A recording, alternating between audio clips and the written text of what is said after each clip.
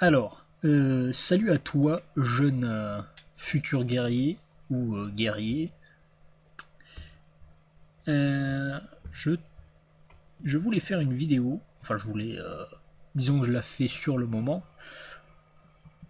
suite à ta, ce post. Donc, je vais vous proposer deux protocoles d'entraînement. C'est, pour moi, c'est la base. Si vous les appliquez, vous ne pouvez pas stagner en fait, puisque votre corps va s'adapter au fur et à mesure. Et, euh, et donc vous allez progresser automatiquement. Alors, on va partir sur le principe de base. Donc, nouveau document texte. Tiens, allez. Alors, 2 secondes, je vais chercher mon carnet qui va expliquer ça. Hop là. Au moins, j'oublie rien du tout. Alors, on va commencer simple. C'est un concept d'entraînement que tout le monde connaît, je pense, que tout le monde applique plus ou moins, mais que tout le monde, enfin que généralement tout le monde applique mal. Alors, concept, concept training, c'est la périodisation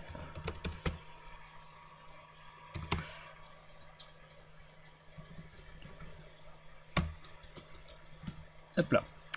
Donc alors, on va partir. Je vais vous faire un petit tableau vite fait, vous allez voir. Training 1.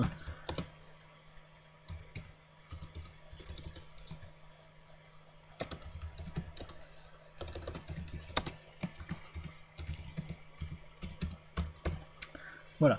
Donc on va dire training 1, qu'on va appeler T1 par la suite.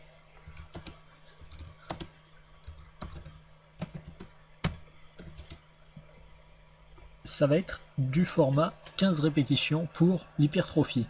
En anglais parce que ça fait classe. Training 2, qu'on va appeler T2 par la suite. En format 10 répétitions cette fois-ci. Et là, pour la puissance, power, c'est-à-dire l'explosivité, la charge qu'on va pouvoir soulever le plus rapidement possible, si vous voulez, avec de l'explosivité, enfin avec un mouvement vraiment très rapide. Training 3, qu'on va appeler T3 si vous avez bien suivi. Et là, on va faire un format 5 reps.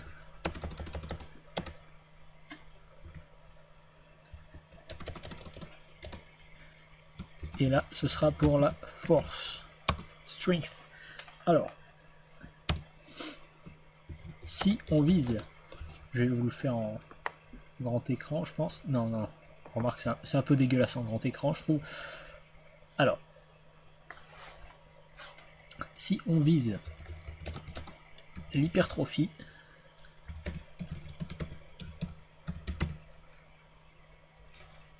pourquoi il y a un espace là? Je ne sais pas. Alors, si on vise l'hypertrophie,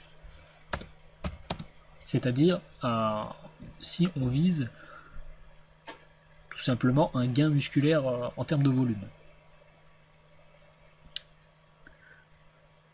Je vais vous faire le schéma et je vais vous expliquer après.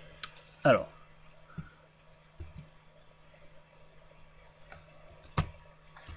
semaine 1, 2 points.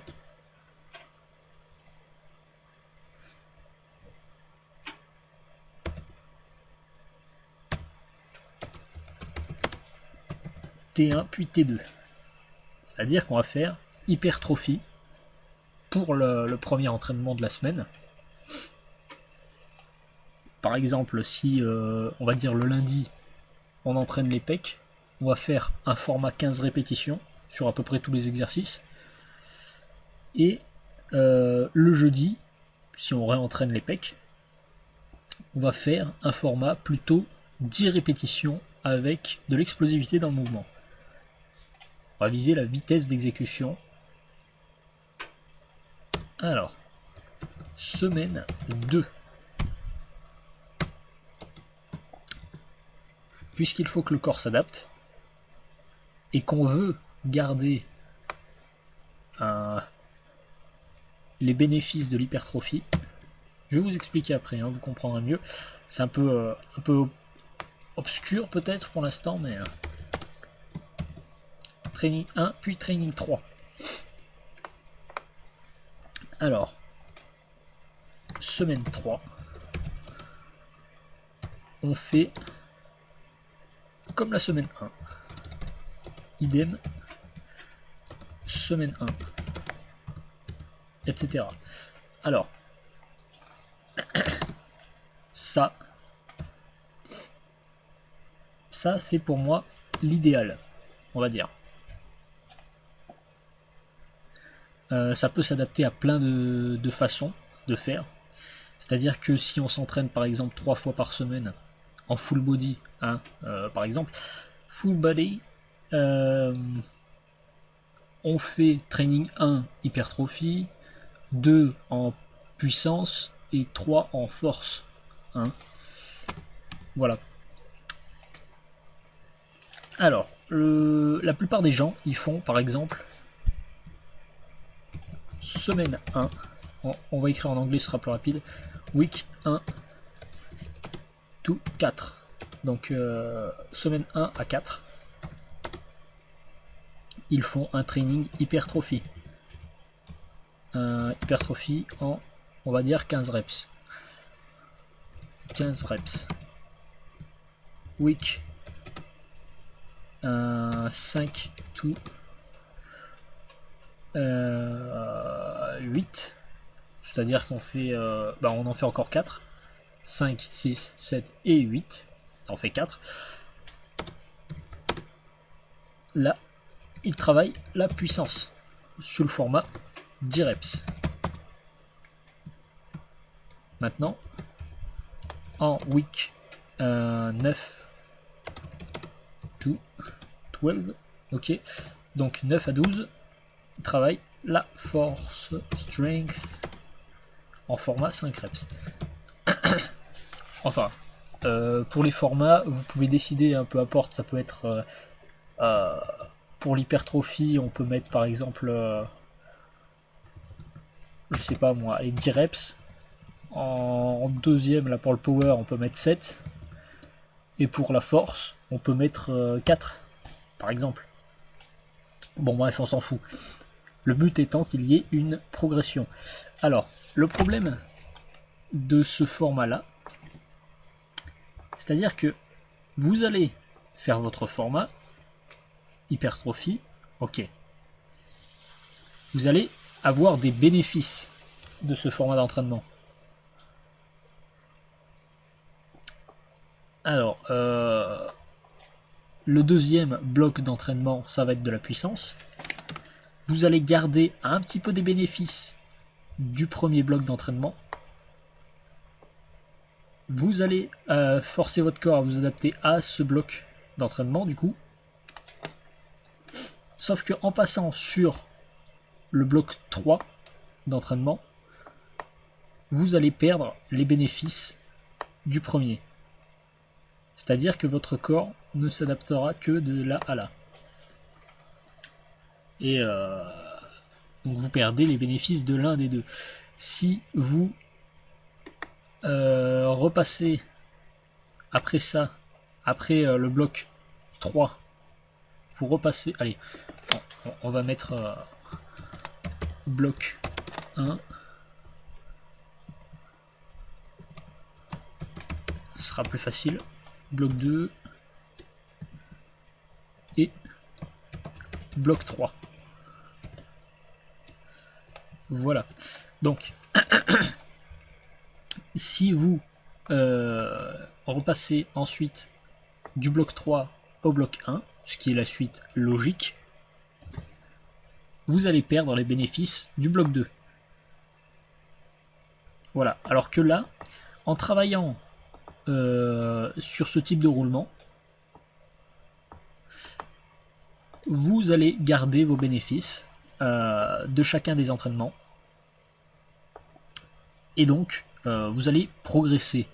Votre corps devra s'adapter, mais il gardera les adaptations qu'il a faites avant. Alors, maintenant, on va passer à l'explication par rapport, enfin, à l'explication scientifique en fait. Alors, pour faire simple, je ne sais pas si vous avez déjà vu ce genre d'études. Voilà, on trace un gros trait. Il y a des études qui tendent à prouver que, par exemple, le 5 fois 5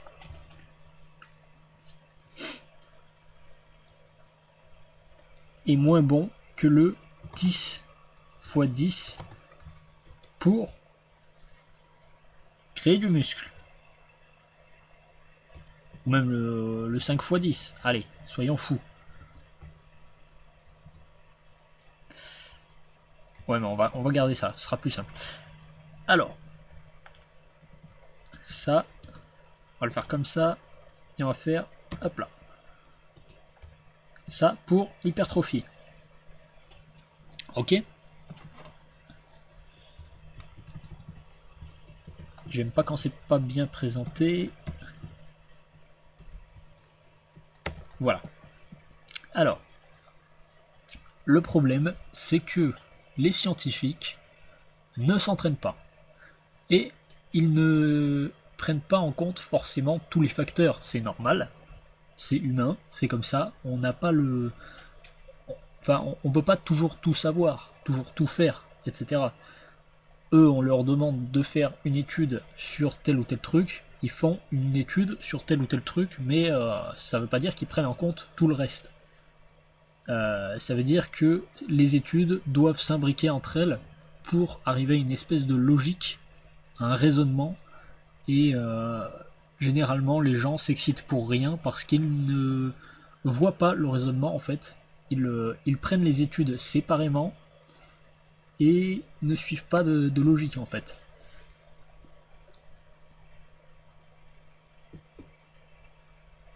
Ouf, j'ai peur que ça enregistre pas. Alors, on va pas se cacher, c'est de la merde. Le principe de base, c'est qu'en fait, toutes les études tentent à prouver, si on les met bout à bout, etc., que le principal facteur de développement musculaire, donc d'hypertrophie, c'est quoi? C'est le volume d'entraînement. Ce n'est absolument pas la force, le temps de récupération entre les séries. Je sais pas, c'est absolument pas ça, non. Bref. Ça veut pas dire que force, etc. n'ont aucun impact. Ça veut simplement dire que le volume c'est meilleur. Mais le volume, qu'est-ce que c'est? Eh bien c'est simple. Je vais vous donner un exemple. Si demain je fais 100 kg au squat en 10 x 10, j'aurais soulevé 100 x 10 x 10 kg, c'est-à-dire, hop là, 10 000 Ah merde, si je mets pas d'unité, ça le fait pas. Disons 10 000 kilos. 10 tonnes.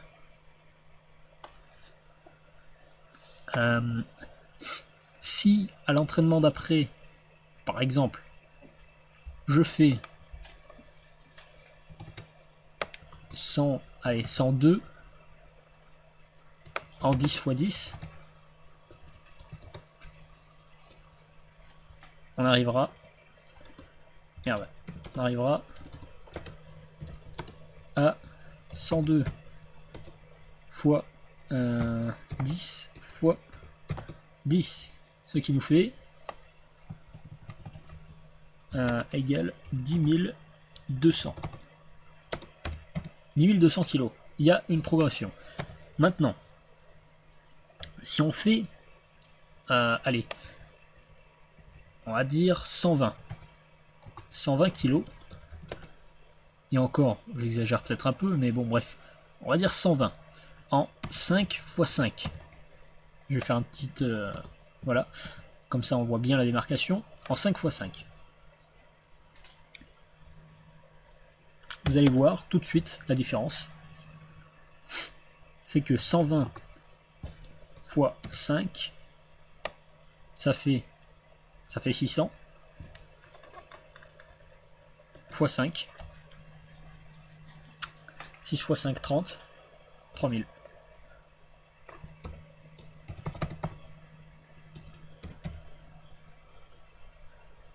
Est-ce que vous avez compris la différence entre 3000 kg? On soulève plus lourd. Mais 3000 contre 10 000. Il n'y a pas le temps de récup qui rentre en compte là. Non, non, on parle juste de volume total. Forcément, si vous travaillez plus, vous fournissez une réaction. Alors, il faut prendre en compte bien évidemment la force, etc. La force, la vitesse, l'exécution, l'intensité, la récupération entre les séries, mais le facteur principal de développement musculaire, ça va être le volume.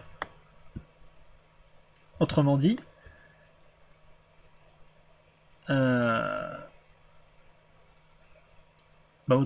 il faut simplement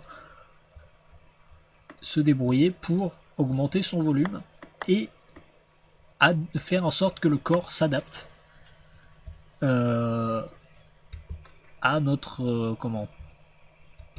à notre entraînement. Le corps s'adapte à presque tout.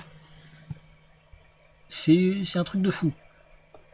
Si vous faites en sorte qu'il doive s'adapter, il s'adaptera. Alors,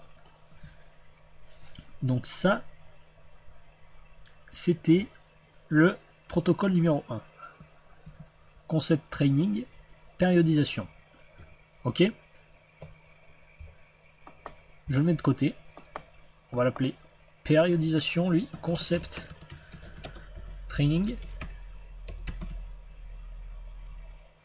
Je vous collerai ça sur sur le forum. Périodisation, periodization. Voilà, en anglais parce que ça fait toujours plus swag. Alors maintenant, nouveau document texte. Ça, c'était un protocole d'entraînement qui va s'imbriquer dans votre entraînement. Alors, protocole, on va dire modifié. Ça ici peut-être, quelque chose comme ça. Bon allez, on va dire... non, on va le laisser comme ça. Protocole modifié, développement musculaire. Voilà. Alors, donc ça je disais, le concept training de la périodisation, c'est un concept d'entraînement, un programme d'entraînement. C'est là-dessus que votre entraînement doit se baser. Ça, c'est un protocole d'entraînement, mais uniquement sur des exercices donnés. C'est-à-dire que celui-ci, s'imbriquent très bien avec celui-ci. Ils peuvent fonctionner ensemble. Alors, c'est un peu compliqué à comprendre, c'est pour ça que je vous le fais en vidéo. Alors, numéro 1. Étape numéro 1. Vous expliquez le principe. Alors, tac tac tac. Prendre. Allez, on va faire sur l'exemple du rowing à la barre. Donc du tirage à la barre pour le dos. Hein. Pour le dos, forcément.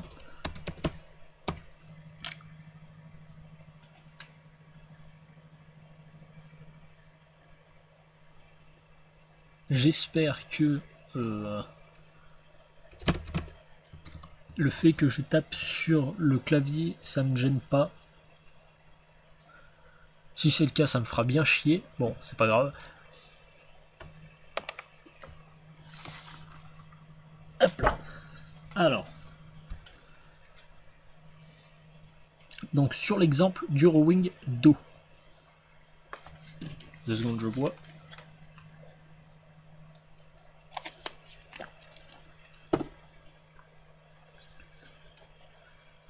Alors, prendre une charge avec laquelle... Donc, alors attention, ceci est à faire après... Merde.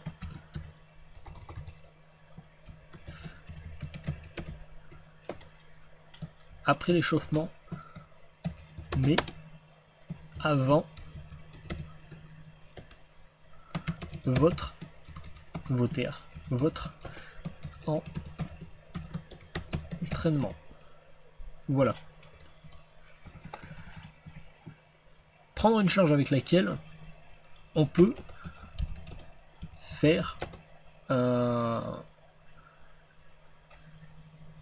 au début, première série, ça va être du 50 reps. 50 reps. Alors,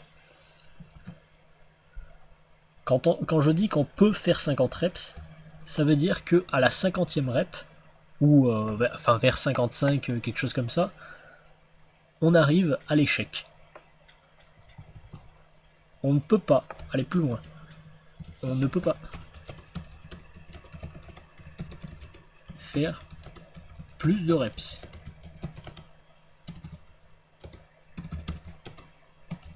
Échec musculaire. Ok. Par exemple, je vais vous donner l'exemple avec les charges. Admettons que je fasse ça avec 30 kg sur le rowing. 30 kg. Alors, ensuite, ça, on fait ça sur 4 à 6 séries. Ça dépend de notre temps et de si on, enfin, de à quel point on veut progresser sur cet exercice et sur ce groupe musculaire. Donc 4 à 6 séries.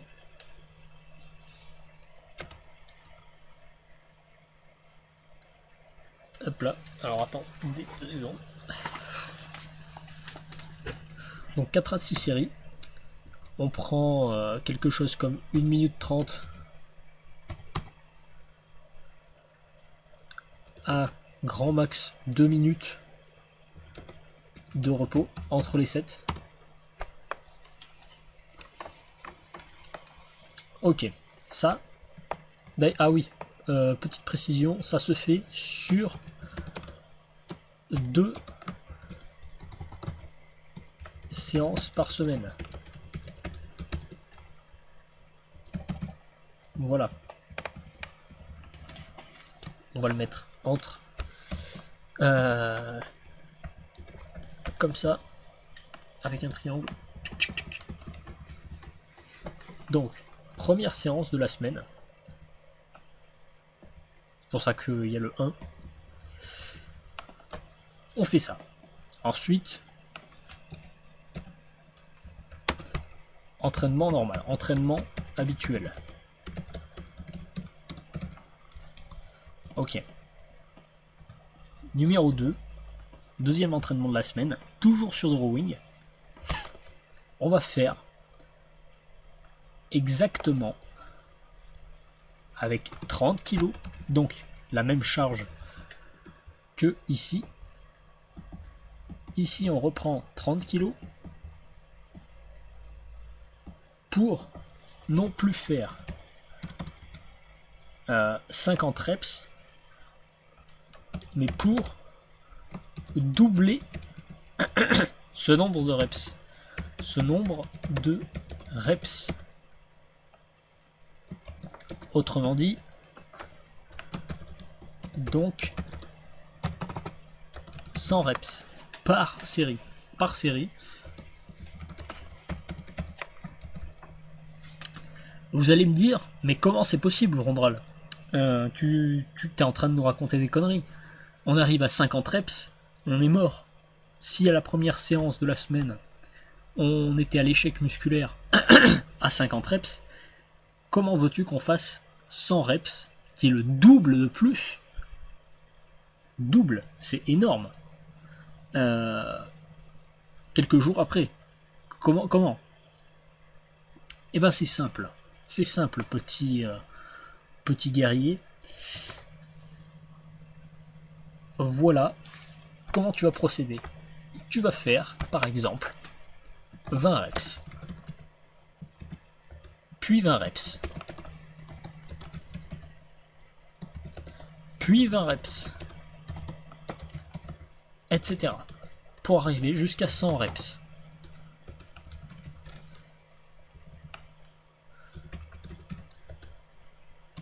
Until reach 100 reps. Allez, on s'en fout. Voilà. Donc le principe, c'est d'atteindre les 100 reps. Il faut faire, quand vous faites par exemple 20 reps, vous allez faire une pause de 5-10 secondes. Quelque chose comme ça. Ensuite, vous réenchaînez sur 20 reps, etc. Vous pouvez faire moins, mais alors prenez un peu moins de temps de repos. Alors.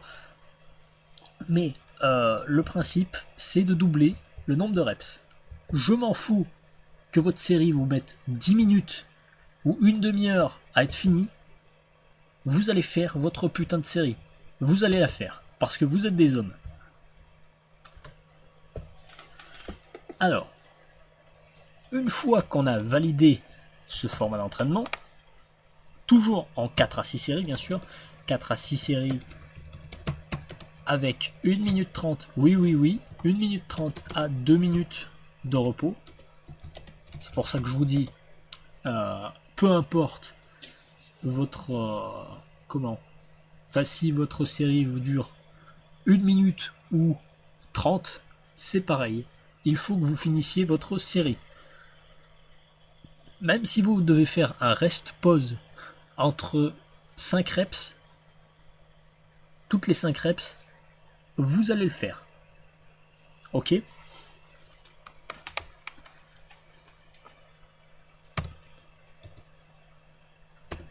Numéro 3. C'est-à-dire que là, on était sur la semaine 1. 2 points. Et ici, on est sur la semaine 2.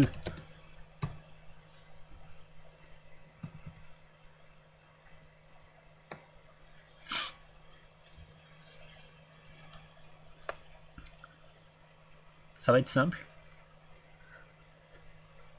On fait charge de la séance 1.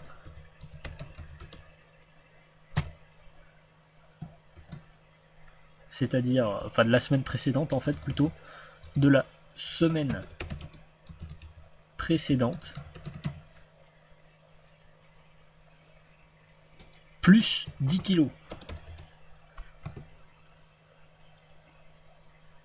On arrive donc à 40 kg. Le but va être de faire max reps à 40 kg sur 4 à 6 séries. On arrive à l'échec. On reprend cet exemple-là. Échec musculaire. Échec musculaire.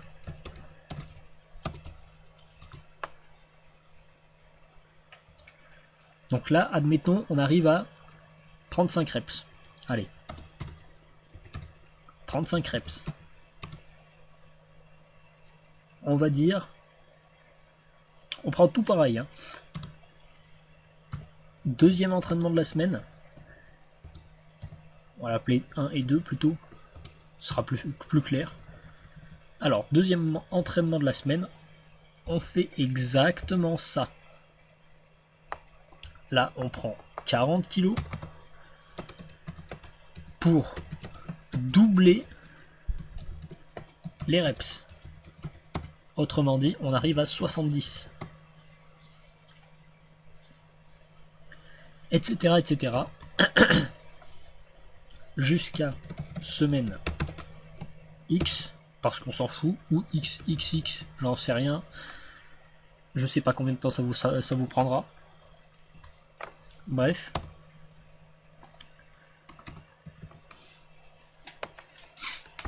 On arrive à la semaine X, sur laquelle, en séance 1, vous allez faire 5 reps. Donc on va dire à 70 kg de rowing.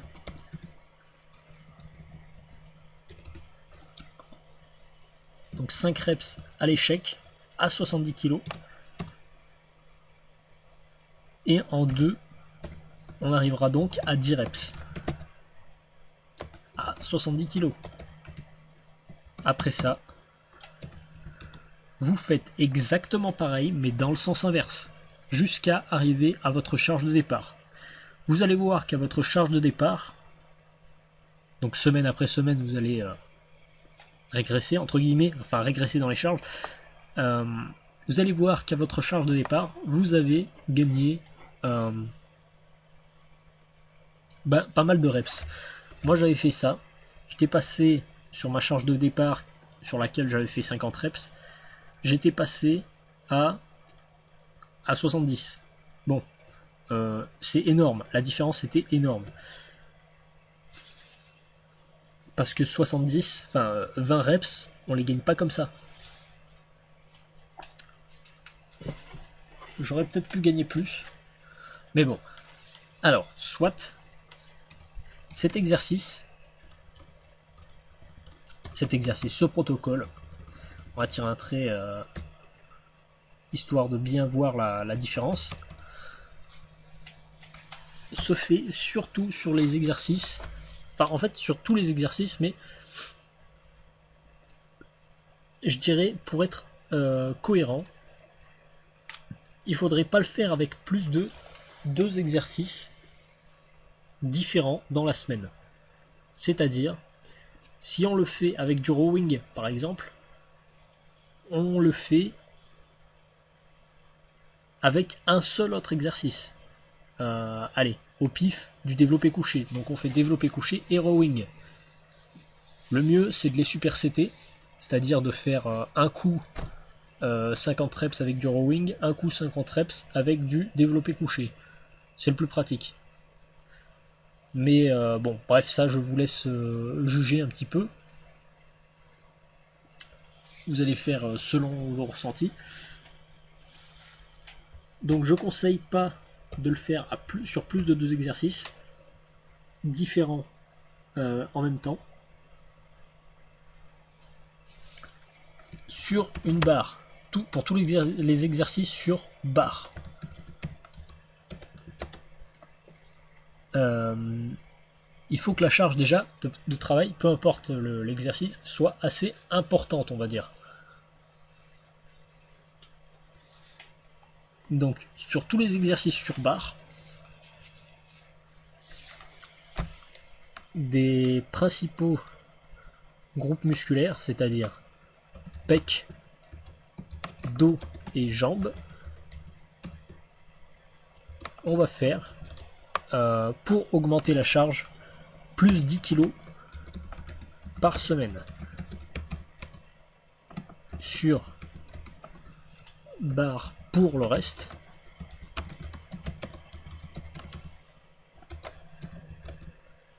on va faire plus, attention, 4 kg par semaine. C'est-à-dire sur du curl biceps. Par exemple, vous allez faire du curl, allez, on va dire à 10 kg à la barre pour réaliser 50 reps. Et vous allez passer à 14 la semaine d'après. Si vous voyez que c'est... en fait, vous verrez, vous vous en rendrez bien compte, quoi. Je veux dire, l'équivalence est là, à peu près. Ensuite, pour halter, avec un halter, on va faire généralement, quand je dis généralement, c'est... vous pouvez le modifier vous-même. Hein. Vous pouvez y ajouter quelques petits trucs, y ajouter, changer quelques petites choses intrinsèques. Par exemple, avec Alter, moi je mets plus de kilos par semaine.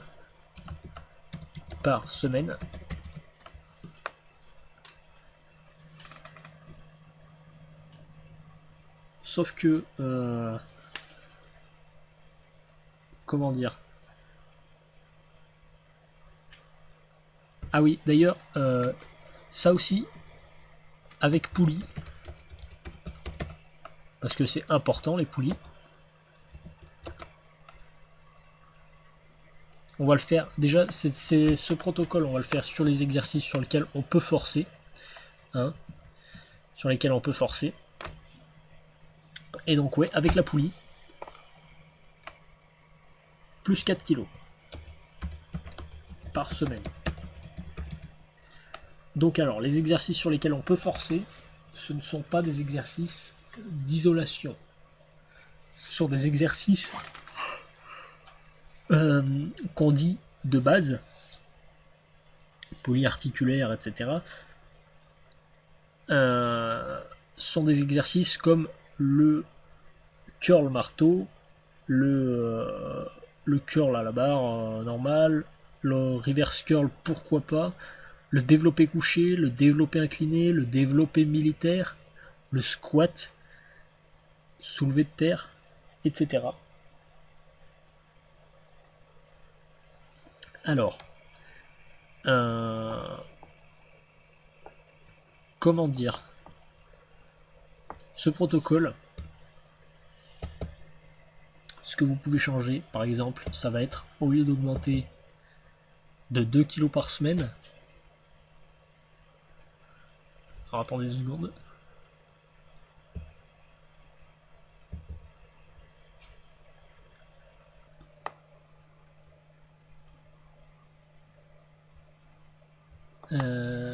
ah oui, voilà. Donc Recougou. J'ai fait une petite pause parce qu'il y avait mes parents qui étaient passés, tout ça, donc je sais plus où j'en étais. Mais alors plus du tout. Et donc du coup j'en étais où? Bon, je vais faire un récapitulatif tout simplement. Alors,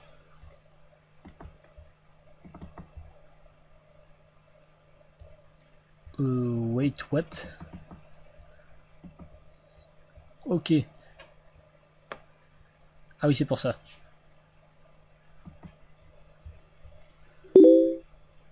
Voilà. Donc on en a un ici, un ici. Alors, concept training, périodisation.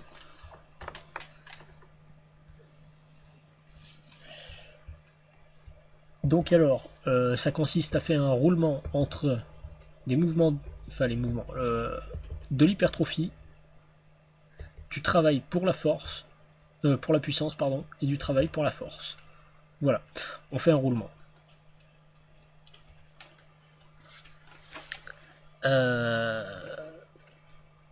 Qu'est-ce que... Ah oui, les études qui prouvent que on prend plus de muscles avec un meilleur volume ne veulent pas dire que avec plus de volume on prend moins de force. Si tu fais un 10 x 5, tu prendras plus de force qu'avec un 5 x 5. Si tu fais un 10 x 10, tu prendras de la force, tu prendras pas mal de force. Maintenant, c'est pas parce qu'un programme te fait prendre de la force qu'il ne te fait pas prendre de masse musculaire. Voilà. Ensuite, pour le protocole modifié de développement musculaire, c'est simple.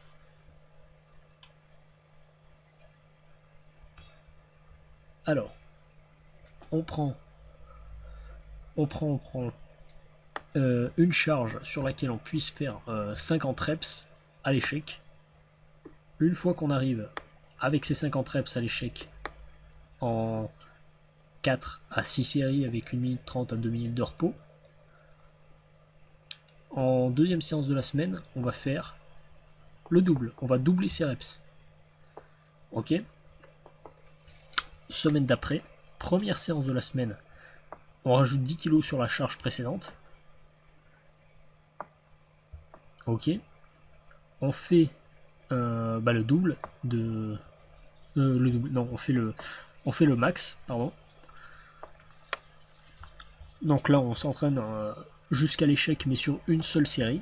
Pas de rest-pause. Et en deuxième séance, on fait... on double, tout simplement, avec des rest-pauses, en utilisant des rest-pauses. Donc là, ici, pas de rest-pause. Et là,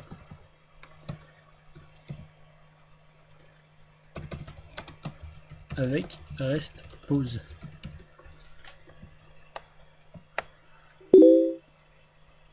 Alors, on a donc, si c'est avec une barre pour pec dos jambes, on fait plus 10 kg par semaine. Si c'est avec une barre pour les groupes musculaires sur lesquels on peut s'entraîner moins léger, quand je dis moins léger, plus léger, pardon, et qu'on peut s'entraîner moins lourd, justement, quand je dis ça comme ça veut pas dire que, par exemple, sur un exercice comme le développé couché serré qui va travailler les triceps, ça veut pas dire qu'on peut pas faire le protocole qu'il y a au-dessus, avec plus 10 kg par semaine. Ça veut simplement dire que dans la plupart des cas, on va appliquer ceci. Ok. Donc après, c'est 2 kg par semaine avec des exercices haltères et 4 à la poulie. Ok.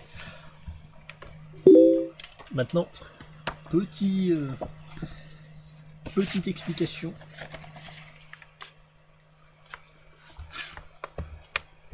Vite faite à propos de ce concept training, périodisation. Alors, on descend. La rep range.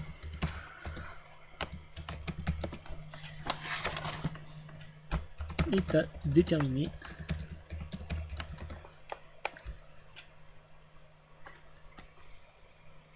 Comme je l'ai dit, on peut faire 10 reps en T1, 7 en T2 et 4 en T3. Voilà, donc c'est-à-dire qu'on peut déterminer, le principe c'est d'arriver à une progression, d'arriver à un espèce d'échelonnage, on gravit des échelons, on change de manière de travailler au fur et à mesure. Si on veut travailler l'hypertrophie, on va faire T1, puis T2, T1, puis T3, et on revient. Comme ça, on double, enfin on ne perd pas les bénéfices de l'hypertrophie. Si on veut travailler en force, on va faire T3, puis T1, puis T3, puis T2, puis T3, puis T1, puis T3, puis T2. En fait, le principe c'est de doubler, enfin d'avoir une récurrence avec l'entraînement, le type d'entraînement qu'on veut, pour avoir les résultats voulus. Et surtout, il faut qu'on y couple d'autres types d'entraînement afin que le corps puisse s'adapter. Voilà. Ensuite.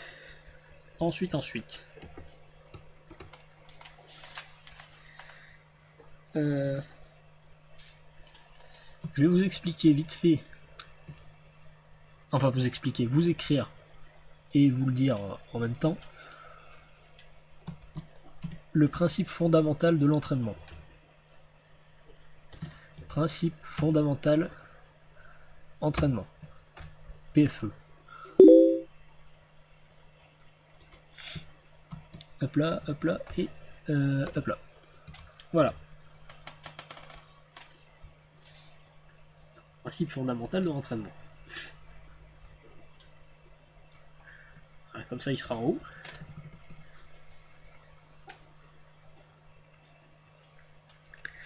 Alors, ne pas, on va l'écrire en grand,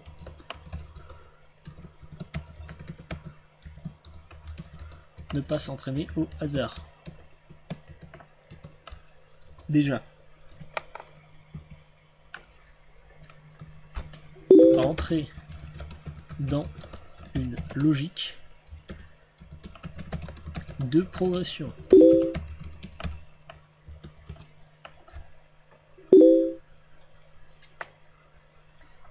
Alors, je vais vous donner un exemple concret. Si, en nutrition, par exemple, si on ne sait pas ce qu'on mange exactement, si on ne sait pas combien on mange, on ne peut rien contrôler. On ne peut pas dire je vais diminuer les glucides, je vais augmenter les protéines, je vais baisser les lipides. On ne sait pas ce qu'on fait. On ne sait pas où on va, on mange au hasard. Et bien là c'est pareil avec l'entraînement. Si on ne sait pas ce qu'on fait, si on n'a pas de logique d'entraînement, si on ne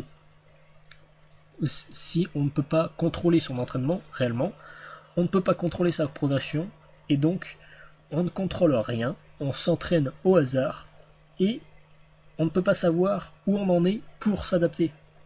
C'est-à-dire qu'on ne peut pas contrôler la situation. Alors,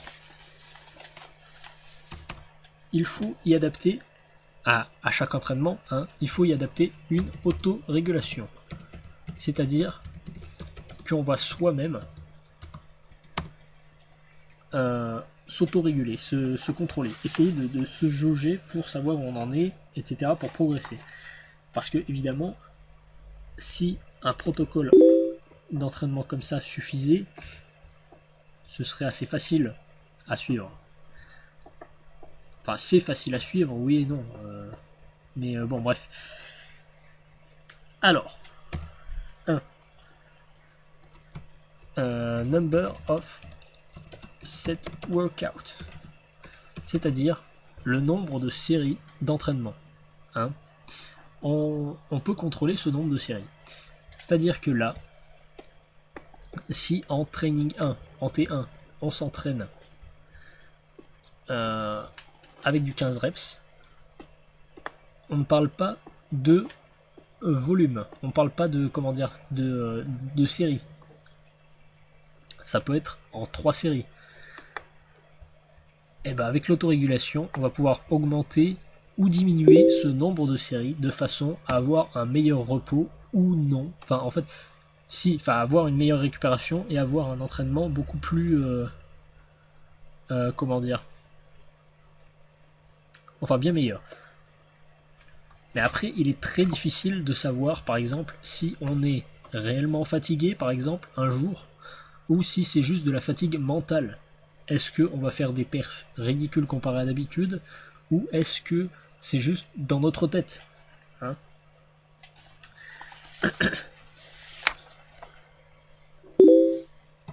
Get all volume.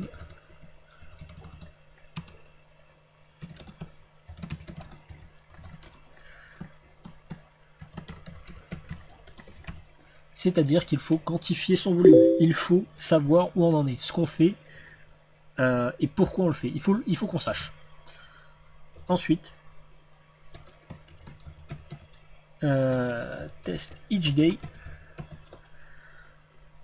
to determine when to go heavy. Ça veut dire que si on ne sait pas quel est son max, si on ne sait pas à quel point on a progressé, on ne peut pas progresser tout simplement. Si on ne peut pas mesurer à quel point on progresse, on va forcément perdre du temps. Quand je dis tester tous les jours, chaque jour, pour déterminer quand faire du lourd,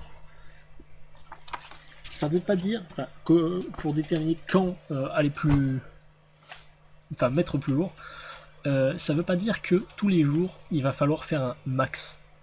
Hein, ça veut pas dire ça, puisque là vous allez juste vous griller nerveusement, etc. Mais ça veut dire que il va falloir tester si vous pouvez aller plus lourd ou pas. Hein, de temps en temps, va falloir forcément tester. Si vous ne rentrez pas dans une logique de développement, enfin de progression, etc., vous ne pouvez pas progresser. C'est aussi bête que ça. Bon alors j'espère que vous aurez compris. La vidéo est assez longue. Merci de m'avoir écouté, suivi tout ça. Et à la prochaine.